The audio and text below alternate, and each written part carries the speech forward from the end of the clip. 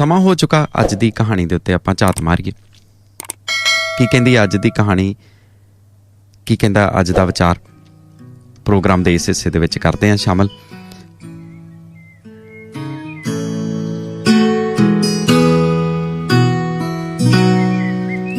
ਕਹਿੰਦੇ ਨੇ ਇੱਕ ਵਾਰੀ ਕਿਸੇ ਜਗ੍ਹਾ ਦੇ ਉੱਤੇ ਦੋ ਦੋਸਤ ਕੰਮ ਕਰਦੇ ਸੀ। ਦੋਵਾਂ ਦਾ ਆਪਸ ਦੇ ਵਿੱਚ ਸੋਹਣਾ ਕੰਪੀਟੀਸ਼ਨ ਚੱਲਦਾ ਹੈ। ਕਾਬਲੀਅਤ ਦੋਵਾਂ ਦੇ ਵਿੱਚ ਹੈਗੀ। ਇੱਕ ਇਮਾਨਦਾਰੀ ਦੇ ਨਾਲ ਕੰਮ ਕਰਦਾ ਸੀ ਅਤੇ ਦੂਸਰੇ ਨੂੰ ਇਹ ਹੁੰਦਾ ਸੀ ਕਿ ਇਹਦੇ ਕੀਤੇ ਹੋਏ ਕੰਮ ਦਾ ਕਿਸੇ ਨਾ ਕਿਸੇ ਤਰੀਕੇ ਦੇ ਨਾਲ ਮੈਂ ਫਾਇਦਾ ਲੈ ਲਾਂ, ਮਿਹਨਤ ਇਹ ਕਰੇ ਅਤੇ ਫਾਇਦਾ ਮੈਨੂੰ ਮਿਲੇ। ਥੋੜ੍ਹਾ ਚਿਰ ਇਹ ਸਿਲਸਿਲਾ ਚੱਲਦਾ ਰਿਹਾ, ਪਰ ਕੁਛ ਕੁ ਗੱਲਾਂ ਪੱਖੋਂ ਬਾਕੀਆਂ ਨੂੰ ਸਮਝ ਲੱਗਣੀ ਸ਼ੁਰੂ ਹੋ ਗਈ ਕਿ ਇੱਕ ਬੰਦੇ 'ਚ ਕਾਬਲੀਅਤ ਥੋੜ੍ਹੀ ਵਧੇਰੇ ਆ। ਕਾਬਲੀਅਤ ਨਾ ਸਹੀ, ਇਨਸਾਨੀਅਤ ਥੋੜ੍ਹੀ ਵਧੇਰੇ ਆ। ਇਸੇ ਵਜ੍ਹਾ ਦੇ ਕਰਕੇ ਦੋਵਾਂ ਦੇ ਵਿੱਚ ਜੈਲਸੀ ਦਿਨੋਂ ਦਿਨ ਵਧਣ ਲੱਗੀ। ਬੇਈਮਾਨ ਨੇ ਸੋਚਿਆ ਕਿ ਹੋਵੇ ਨਾ ਵੇਲੇ ਸਿਰ ਮੈਂ ਇਹਨੂੰ ਪਾਸੇ ਕਰ ਦਿਆਂ, ਨਹੀਂ ਤਾਂ ਮੇਰੀ ਤਰੱਕੀ ਦੇ ਵਿੱਚ ਰੋੜਾ ਬਣੂਗਾ। ਕਿਸੇ ਨਾ ਕਿਸੇ ਤਰੀਕੇ ਦੇ ਨਾਲ ਕੁਛ ਧੋਖਾ ਧੜੀਆਂ ਦਾ ਇਲਜ਼ਾਮ ਇਸ ਮਿੱਤਰ ਦੇ ਉੱਤੇ ਲਵਾ ਕੇ ਇਹਨੂੰ ਕੰਪਨੀ ਦੇ ਵਿੱਚ ਕਿਸੇ ਲੋਅਰ ਲੈਵਲ ਦੇ ਉੱਤੇ ਭੇਜ ਦਿੱਤਾ। ਖੁਦ ਉਸੇ ਅਹੁਦੇ ਦੇ ਉੱਤੇ ਬਣਿਆ ਰਿਹਾ। ਪਰ ਇੱਕ ਦਿਨ ਅਚਾਨਕ ਮਨ ਦੇ ਵਿੱਚ ਵਿਚਾਰ ਆਇਆ, ਅੱਜ ਨਹੀਂ ਤੇ ਕੱਲ ਪਤਾ ਲੱਗ ਵੀ ਸਕਦਾ ਕੀ ਸਹੀ ਕੀ ਗਲਤ। ਹੋਵੇ ਨਾ ਤੇ ਇਸ ਕੰਪਨੀ ਦੇ ਵਿੱਚੋਂ ਇਹਨੂੰ ਕਢਵਾ ਹੀ ਦਿੱਤਾ ਜਾਵੇ, ਕੁਛ ਹੋਰ ਛੜਯੰਤਰ ਰਚੇ ਤੇ ਇਹਨੂੰ ਕੰਪਨੀ ਦੇ ਵਿੱਚੋਂ ਬਾਹਰ ਕਰਵਾ ਦਿੱਤਾ। ਬਾਹਰ ਵੀ ਇੱਦਾਂ ਦੇ ਇਲਜ਼ਾਮ ਲਾ ਕੇ ਕਿ ਹੋਰ ਕਿਸੇ ਕੰਪਨੀ ਨੇ ਬਾਅਦ 'ਚ ਜੋਬ ਵੀ ਨਹੀਂ ਦਿੱਤੀ। ਲਾਗੇ ਬੰਨੇ ਛੋਟੇ ਜਿਹੇ ਸ਼ਹਿਰ ਦੇ ਵਿੱਚ ਕਾਫੀ ਬਦਨਾਮੀ ਹੋਣ ਦੇ ਉੱਤੇ ਤੇ ਕਿਤੇ ਵੀ ਜੋਬ ਨਾ ਮਿਲਣ ਦੇ ਉੱਤੇ ਆਖਰਕਾਰ ਇਹਨੂੰ ਇੱਕ ਦਿਨ ਕਲੀਨਿੰਗ ਦੀ ਜੋਬ ਸ਼ੁਰੂ ਕਰਨੀ ਪਈ, ਜਾਂ ਹੋਰ ਵੀ ਕੋਈ ਵੀ ਛੋਟੇ ਤੋਂ ਛੋਟਾ ਕੰਮ ਮਿਲਦਾ ਤੇ ਹੱਸ ਕੇ ਕਰ ਲੈਂਦਾ। ਕਿਤੇ ਸੜਕਾਂ ਸਾਫ਼ ਕਰਨੀਆਂ ਹੁੰਦੀਆਂ ਉੱਥੇ ਵੀ ਚਲੇ ਜਾਂਦਾ, ਕਿਸੇ ਦੀਆਂ ਟੋਇਲਟ ਸਾਫ਼ ਕਰਨੀਆਂ ਹੁੰਦੀਆਂ, ਘਰ ਸਾਫ਼ ਕਰਨਾ ਹੁੰਦਾ, ਹਰ ਇੱਕ ਜਗ੍ਹਾ ਦੇ ਉੱਤੇ ਹੱਸ ਕੇ ਚਲੇ ਜਾਂਦਾ ਕਿ ਕਿਸੇ ਨਾ ਕਿਸੇ ਤਰ੍ਹਾਂ ਦੇ ਨਾਲ ਘਰ ਦਾ ਗੁਜ਼ਾਰਾ ਚੱਲਦਾ ਰਹੇ। ਹੌਲੀ ਹੌਲੀ ਸਾਫ਼ ਸਫਾਈ ਦਾ ਕੰਮ ਕਰਦਿਆਂ ਇਸੇ ਤਰ੍ਹਾਂ ਦਿਨ ਬੀਤਦੇ ਰਹੇ। ਇੱਕ ਲੰਮੇ ਸਮੇਂ ਬਾਅਦ ਇਹ ਜਿਹੜਾ ਮਿੱਤਰ ਸੀ ਜਿਹਨੇ ਧੋਖਾਧੜੀ ਦੇ ਨਾਲ ਆਪਣੇ ਮਿੱਤਰ ਨੂੰ ਠਿੱਬੀ ਲਾ ਕੇ ਅੱਗੇ ਵਧਣ ਦੀ ਕੋਸ਼ਿਸ਼ ਕੀਤੀ, ਇੱਕ ਦਿਨ ਕਿਸੇ ਮੀਟਿੰਗ ਦੇ ਵਿੱਚ ਪਹੁੰਚਿਆ। ਕੰਪਨੀ ਨੇ ਇਹਨੂੰ ਕਿਸੇ ਵੱਡੇ ਕੰਪਨੀ ਦੇ ਅਹੁਦੇਦਾਰ ਦੇ ਨਾਲ, ਡਾਇਰੈਕਟਰ ਦੇ ਨਾਲ ਮੀਟਿੰਗ ਕਰਨ ਦੇ ਲਈ ਭੇਜਿਆ। ਜਦੋਂ ਕਮਰੇ ਦੇ ਵਿੱਚ ਐਂਟਰ ਹੁੰਦਾ ਤੇ ਕੀ ਵੇਖਦਾ ਕਿ ਇਹ ਚਿਹਰਾ ਜਾਣਿਆ ਪਛਾਣਿਆ। ਥੋੜ੍ਹਾ ਜਿਹਾ ਦਿਮਾਗ 'ਤੇ ਜ਼ੋਰ ਪਾਉਣ ਦੇ ਉੱਤੇ ਝੱਟ ਸਮਝ ਜਾਂਦਾ ਕਿ ਇਹ ਉਹੀ ਆ ਮੇਰਾ ਮਿੱਤਰ ਜਿਹਨੂੰ ਮੈਂ ਧੋਖੇ ਦੇ ਨਾਲ ਕੱਢਿਆ ਸੀ। ਅੱਜ ਤੇ ਪਛਾਣਿਆ ਨਹੀਂ ਜਾਂਦਾ, ਸੂਟਿਡ ਬੂਟਿਡ, ਤੇ ਨਾਲੇ ਇਹ ਕੀ, ਮੈਂ ਤੇ ਇੱਥੇ ਕਿਸੇ ਵੱਡੀ ਕੰਪਨੀ ਦੇ ਡਾਇਰੈਕਟਰ ਨੂੰ ਮਿਲਣ ਆਇਆ ਸੀ, ਕੋਈ ਵੱਡਾ ਕੰਟਰੈਕਟ ਕੰਪਨੀ ਦੇ ਲਈ ਲੈਣ ਆਇਆ ਸੀ। ਇਹ ਅੱਗੇ ਕੀ ਕਰ ਰਿਹਾ? ਖੈਰ, ਇਹਨੂੰ ਹੱਸ ਕੇ ਵੈਲਕਮ ਕੀਤਾ ਗਿਆ, ਬਿਠਾਇਆ ਗਿਆ, ਕੰਮ ਦੀਆਂ ਗੱਲਾਂ ਬਾਤਾਂ ਹੋਈਆਂ। ਪਰ ਮਨ ਦੇ ਵਿੱਚ ਇੱਕ ਚੋਰ ਤੇ ਜ਼ਰੂਰ ਹੈ, ਅੱਖ ਨਹੀਂ ਮਿਲਾ ਪਾ ਰਿਹਾ।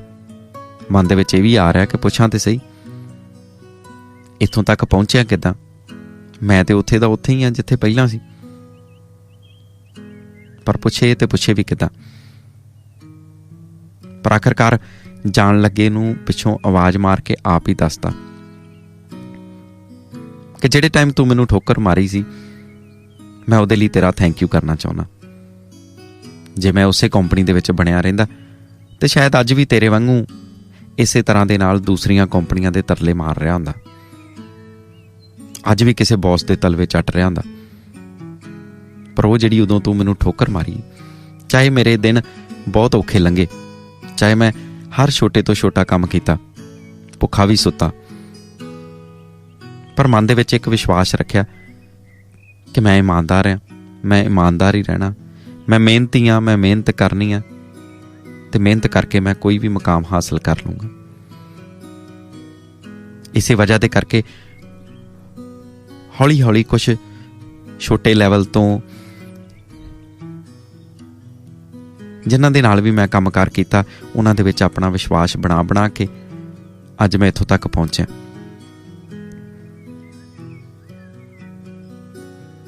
ਤੇ ਤੇਰੇ ਬਾਰੇ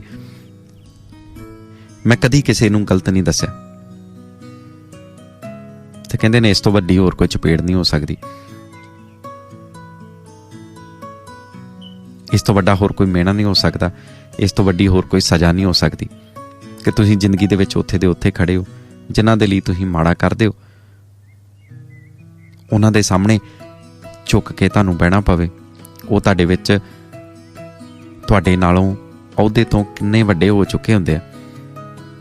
ਇਹ ਚੀਜ਼ ਤੇ ਉਦੋਂ ਹੀ ਡਿਸਾਈਡ ਹੋ ਜਾਂਦੀ ਹੈ ਜਿੱਦਣ ਤੁਸੀਂ ਕਿਸੇ ਨੂੰ ਨੀਵਾਂ ਵਿਖਾਉਣ ਦੀ ਕੋਸ਼ਿਸ਼ ਕਰਦੇ ਹੋ। ਕਹਿੰਦੇ ਨੇ ਜ਼ਿੰਦਗੀ ਦੇ ਵਿੱਚ ਦੋ ਹੀ ਰਾਹ ਹੁੰਦੇ ਆ। ਜਦੋਂ ਵੀ ਤੁਹਾਨੂੰ ਕੋਈ ਠੋਕਰ ਵੱਜਦੀ ਹੈ, ਜਦੋਂ ਵੀ ਤੁਹਾਡੇ ਨਾਲ ਕੋਈ ਮਾੜਾ ਕਰਦਾ, ਜਦੋਂ ਵੀ ਕੋਈ ਦੁੱਖ ਤਕਲੀਫ ਆਉਂਦੀ ਹੈ, ਤੇ ਦੋ ਹੀ ਰਾਹ ਹੁੰਦੇ ਨੇ।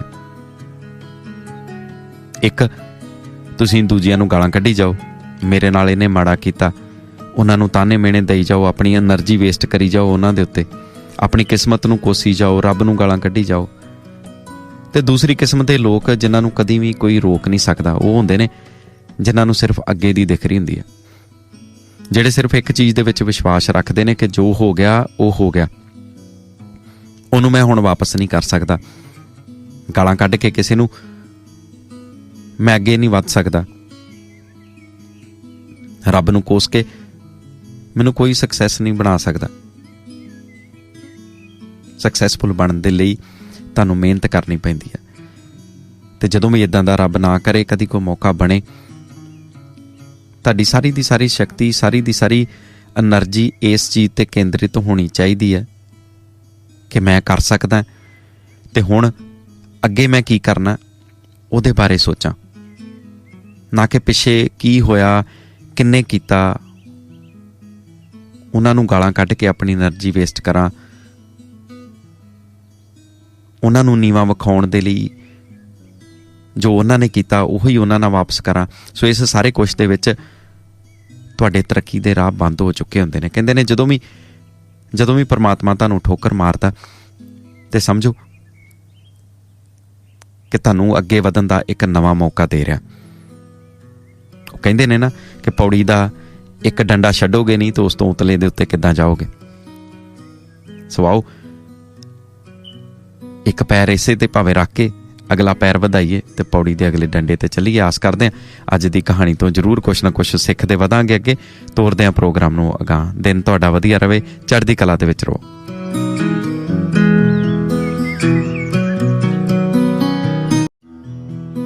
ਧੰਨਵਾਦ ਕਹਾਣੀ ਸੁਣਨ ਲਈ। ਜੇ ਤੁਹਾਡੇ ਕੋਲ ਵੀ ਹੈ ਅਜਿਹੀ ਹੀ ਕੋਈ ਮੋਟੀਵੇਸ਼ਨਲ ਅਤੇ ਇਨਸਪਾਇਰਿੰਗ ਕਹਾਣੀ ਤਾਂ ਤੁਸੀਂ ਸਾਨੂੰ ਮੈਸੇਜ ਜਾਂ ਈਮੇਲ ਕਰ ਸਕਦੇ ਹੋ। ਜੇ ਕਹਾਣੀ ਵਧੀਆ ਲੱਗੀ ਤਾਂ ਰੇਡੀਓ ਹਾਂਜੀ ਦੇ YouTube ਚੈਨਲ ਤੋਂ ਇਸ ਨੂੰ ਜ਼ਰੂਰ ਸ਼ੇਅਰ ਕਰੋ ਅਤੇ ਹੋਰ ਵੀ ਕਹਾਣੀਆਂ, ਵਿਚਾਰ, ਖਬਰਾਂ ਅਤੇ ਇੰਟਰਵਿਊ ਸੁਣਨ ਲਈ ਸਬਸਕ੍ਰਾਈਬ ਕਰੋ ਰੇਡੀਓ ਹਾਂਜੀ ਦਾ YouTube ਚੈਨਲ। ਇਹ ਹੈ ਆਸਟ੍ਰੇਲੀਆ ਦਾ ਨੰਬਰ 1 ਰੇਡੀਓ ਸਟੇਸ਼ਨ, ਰੇਡੀਓ ਹਾਂਜੀ।